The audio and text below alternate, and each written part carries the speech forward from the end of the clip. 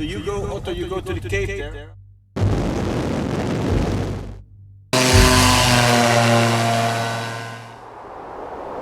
There will go through this part and it will come straight at the boat.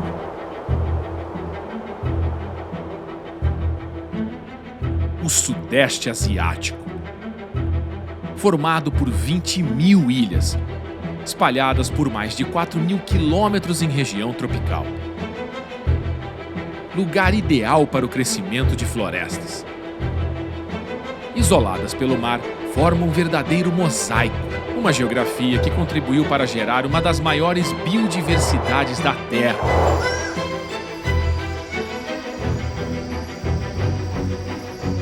E a maior transição na fauna do nosso planeta. Estou agora no magnífico arquipélago de Raja Ampat, no extremo leste da Indonésia. Ilhas isoladas e de difícil acesso.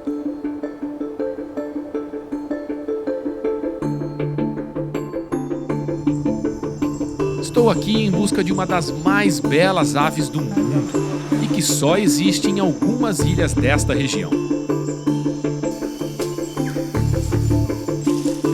Apesar de muito rara, há um truque para encontrá-la na época de reprodução. O macho se exibe para as fêmeas todas as manhãs, no mesmo lugar. Basta esperar que a recompensa vale a pena.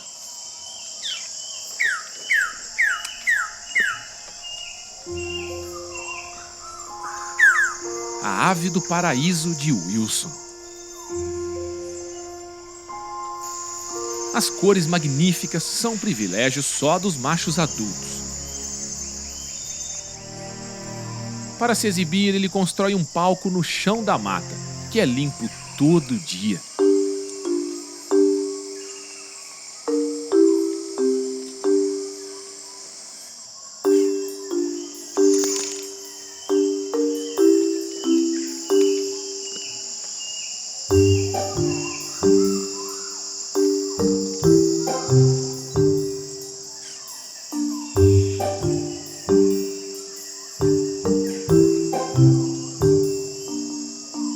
A vontade de arrumar uma parceira é tão grande que qualquer movimento ao redor já desperta seu lado exibicionista.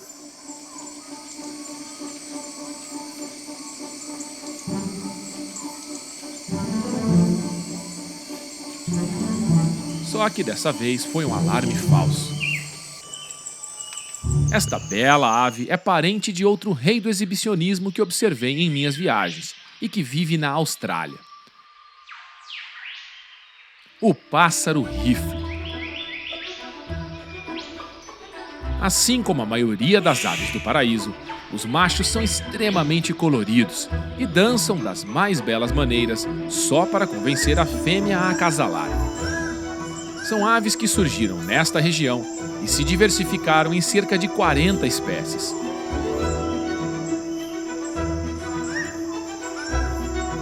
Hoje ocupam Austrália, Nova Guiné e ilhas ao redor. E eram a obsessão de Alfred Russel Wallace, o naturalista britânico que passou 8 anos explorando a Indonésia no século XIX e veio até Raja Ampat em busca das aves do paraíso. Wallace quase perdeu a vida ao viajar por estas ilhas remotas. Até hoje, algumas regiões continuam intocadas, com uma beleza extraordinária. Este canal, hoje conhecido como A Passagem, impressionou tanto Wallace que, ao cruzá-lo em 1850, ele escreveu: "Levamos o dia todo para alcançar a entrada do canal, que parecia um pequeno rio. Mais um pouco adentro, ele se torna margeado por rochas íngremes. E, após o serpentearmos por cerca de 2 milhas, emergimos no que parecia um lago, mas que de fato era um golfo profundo. Salpicado de pequenas ilhotas rochosas e cercado por uma costa montanhosa, formando uma das mais únicas e pitorescas paisagens que eu jamais tinha visto. Mas o maior objetivo de Wallace era explorar as florestas da Indonésia e anotar cuidadosamente a localização de cada espécie de animal encontrado. Ele queria saber como era distribuída a fauna nestas ilhas, e alguns grupos de animais tinham um papel chave para esse estudo. E tem um cuscuz, um dos bichos mais bonitos da região, um marsupial, um mamíferozinho, que geralmente sai só de noite. Ele tá de dia comendo nessa árvore aqui. Vamos tentar chegar perto, bem devagarzinho, para filmar esse bicho. Ele é lindo. O cuscuz manchado. Tranquilo, ele começa a busca por comida no fim da tarde. Anda pelas árvores durante a noite em busca de frutos. E o parentesco dele é o que nos reforça a ideia sobre a origem da fauna destas ilhas do leste da Indonésia. Ele é um parente de canguru, coala, típico dessa região aqui da Oceania, né? Nova Guiné, Oceania, Austrália, todas essas ilhas têm muitos desses animais que são chamados marsupiais, que tem um filhotinho que desenvolve depois fora da barriga da mãe. E esse aqui é um deles, para mim um dos mais bonitos. Aves do paraíso dançando pela floresta, e agora um parente dos marsupiais australianos nas árvores. Mas por que a fauna daqui é tão parecida com a da distante Austrália? Como seria a fauna nas outras ilhas mais distantes ainda dessa região?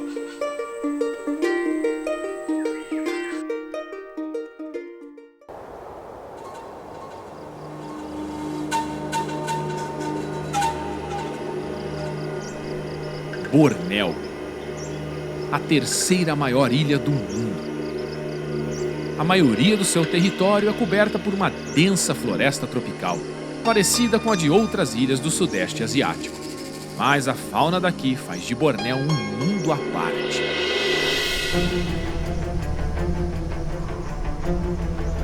O naturalista britânico Alfred Wallace, que explorou a região em meados do século XIX, anotou a distribuição de inúmeros animais daqui e logo percebeu que a fauna era muito diferente do que das ilhas logo a leste.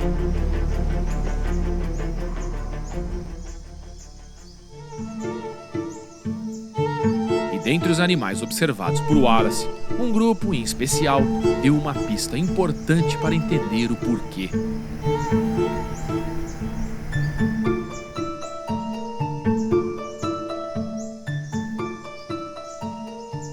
Foi aqui que Wallace encontrou um animal gigante, que os locais chamavam de orang-hutan, ou o homem da floresta.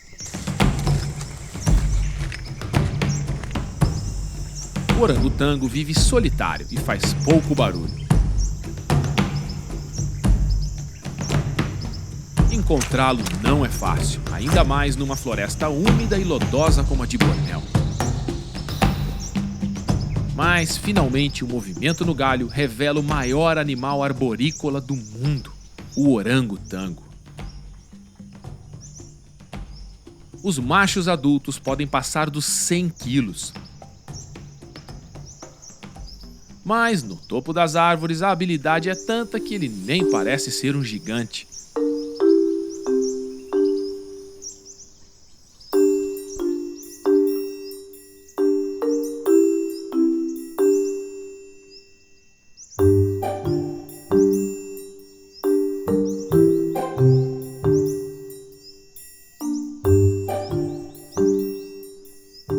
Os longos braços estão sempre ocupados agarrando os galhos e a boca acaba funcionando como um quinto membro.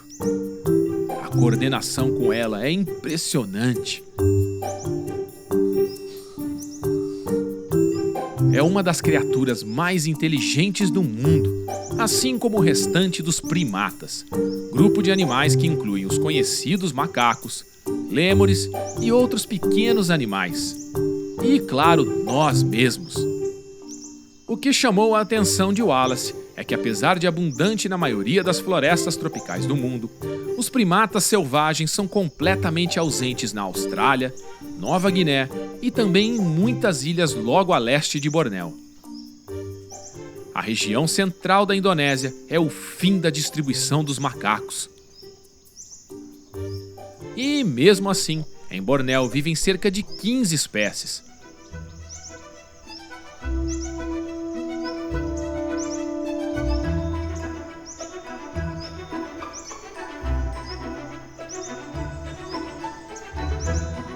E uma delas é muito especial, com uma aparência bizarra.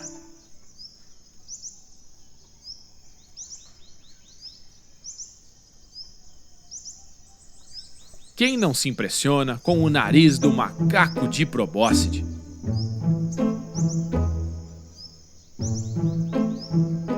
Só os grandes machos adultos são bem dotados assim.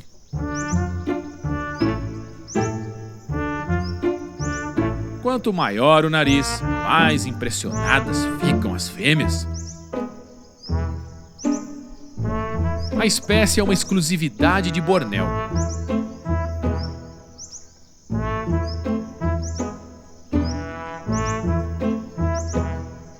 Esse aqui é um grupo que é misturado, tem fêmea, filhote e um macho dominante, que é esse que tá bem na frente aqui.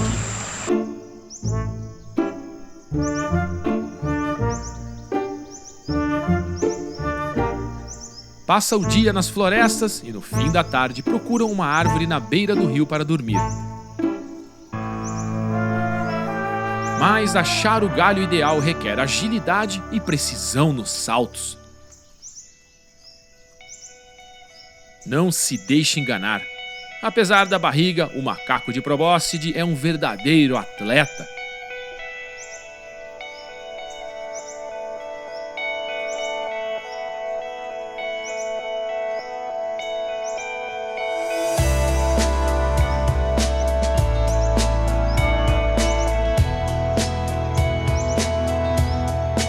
Na hora de cair na árvore, a técnica é agarrar um galho para amortecer a queda.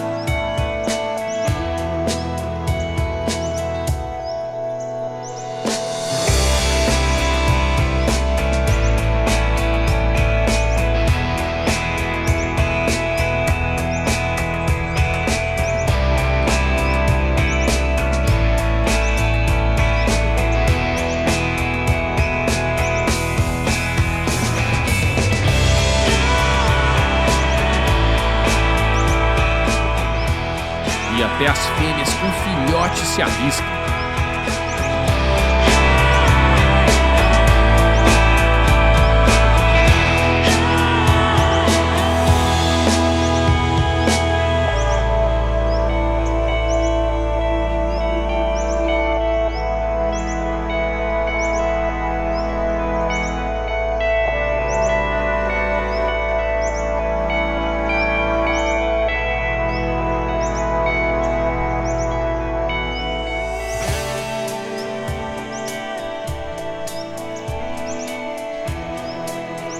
Ao observar os inúmeros primatas e outros animais do Sudeste Asiático, Wallace começou a perceber uma clara diferença na fauna do oeste e do leste destas ilhas.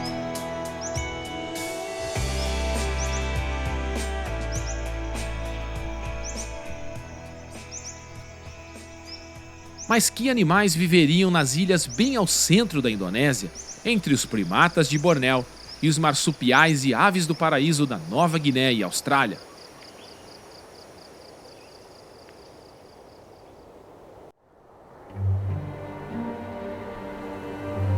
No meio do arquipélago da Indonésia está a ilha de Sulawesi. O explorador Alfred Wallace esteve aqui no norte da grande ilha em 1856 e encontrou animais que o deixaram intrigado. Tanto pela existência no local, quanto pela aparência bizarra.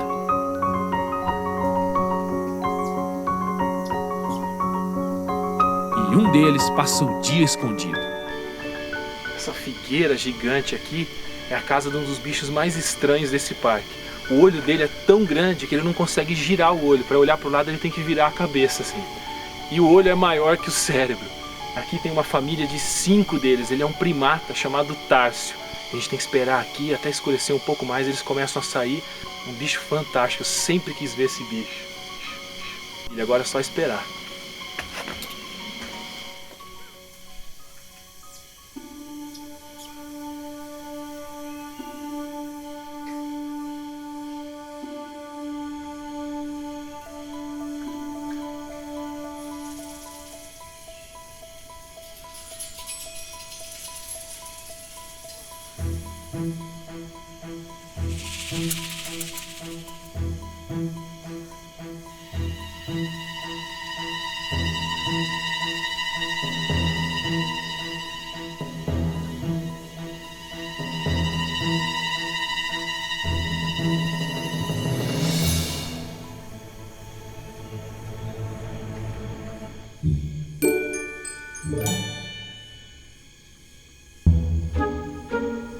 Por incrível que pareça, com apenas 120 gramas, o társio é um primata, parente dos macacos e do gigante orangotango de Bornéu. Um primata diferente, sem dúvida. Ele só come animais.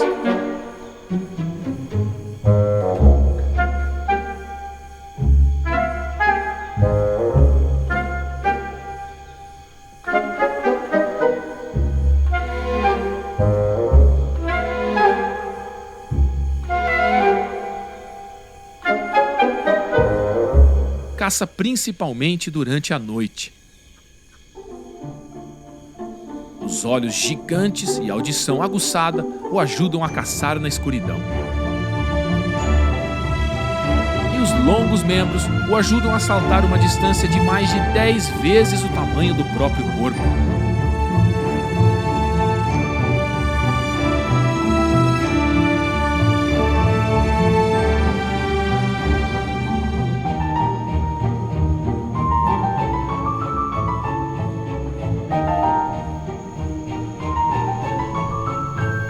Mas seria uma coincidência este pequeno primata estar aqui, ou ele é mesmo um representante típico da fauna de Sulawesi?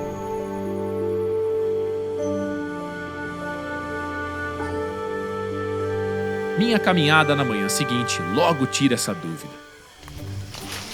Dá pra ouvir, os macacos devem estar aqui perto. Esse grupo tem mais de 100, tá uma barulheira aqui na mata. Vambora, pra dentro, fora da trilha.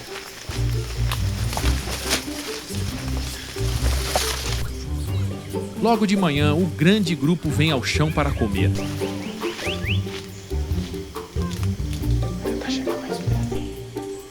São macacos de crista, uma espécie que só vive na ilha de Sulawesi e está ameaçada de extinção. Só existem cerca de 2.000 deles. Se aproximar tanto deles e ver de perto o curioso topete é algo muito especial.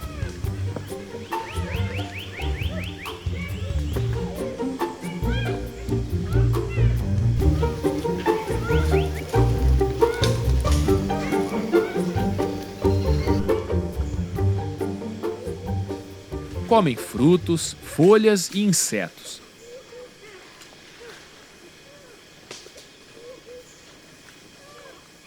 Os grupos são geralmente grandes e têm machos, fêmeas e filhotes.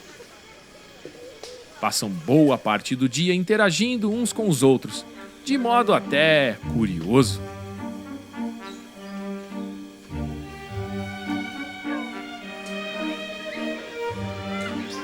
Tirando parasitas do parceiro.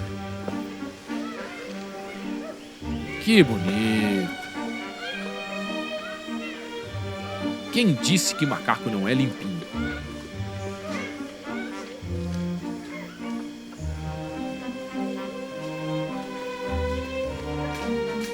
Um comportamento importante para manter as boas relações num grande grupo como esse.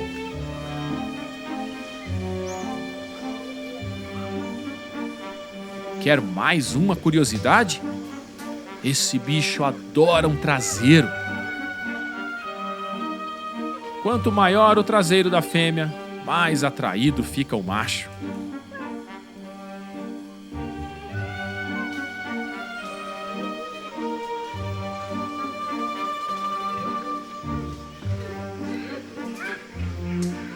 É sinal de que ela está receptiva para a reprodução. São macacos descendentes dos primatas originados ao oeste, no continente asiático.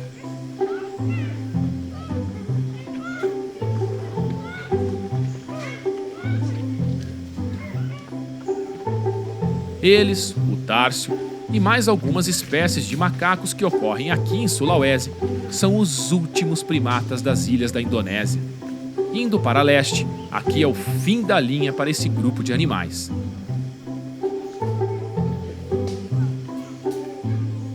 Seria então a fauna de Sulawesi apenas uma continuação da fauna asiática?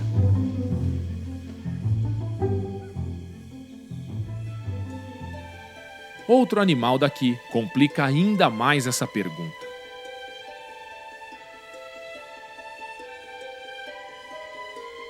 Este é o cuscuz de Sulawesi e é um parente próximo de animais típicos da Austrália e Nova Guiné. Sulawesi parece conter uma mistura, animais descendentes de regiões muito distintas. Mas o naturalista Alfred Wallace, que passou 8 anos estudando os animais daqui, começou a desvendar o mistério sobre a fauna destas ilhas. Com suas anotações, ele descobriu um padrão claro. A fauna de Bornéu e outras ilhas a oeste é parecida com a do continente asiático, e a leste é parecida com a da Austrália. A de Sulawesi e outras ilhas ao centro, uma mistura. Para desvendar o porquê, Wallace levou em conta outra informação importante que ele conhecia: a profundidade do mar entre estas ilhas. Toda a vasta região de Bornéu e ilhas ao redor é cercada por mar raso, assim como a região entre Austrália e Nova Guiné. Wallace imaginou então como era esta parte do planeta há milhares de anos, quando o nível do mar era mais baixo. Nesta época, as regiões rasas estavam conectadas por terra e os animais circulavam, fazendo a fauna ficar semelhante em uma vasta região. Mas ao centro estavam Sulawesi e outras ilhas, rodeadas de mar profundo e que sempre ficaram isoladas. Lá chegaram alguns animais que vieram voando ou boiando em troncos à deriva. A distribuição dos animais entre estas ilhas tinha um padrão tão claro que Wallace traçou uma linha no centro do arquipélago, dividindo a fauna em 2 grandes conjuntos. Esta linha é conhecida hoje como Linha de Wallace. Mas o que Wallace também concluiu é que os colonizadores destas ilhas, isolados, se modificaram ao longo do tempo, dando origem à imensa diversidade de seres que vemos hoje. Ele chegou, independentemente, à mesma conclusão que o naturalista Charles Darwin, de que o surgimento das espécies é impulsionado pelos obstáculos da natureza. Isso explica a incrível variedade de animais das florestas e também as particularidades de cada uma das milhares de ilhas do Sudeste Asiático.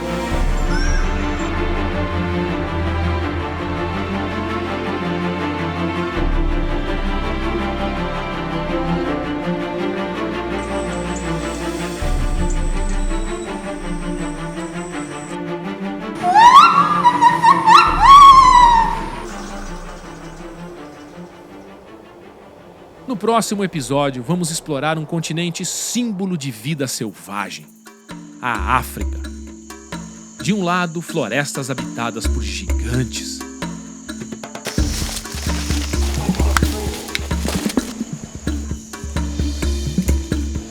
E de outro, a estranha ilha de Madagascar, que está isolada há mais de 140 milhões de anos e desenvolveu formas de vida bizarras.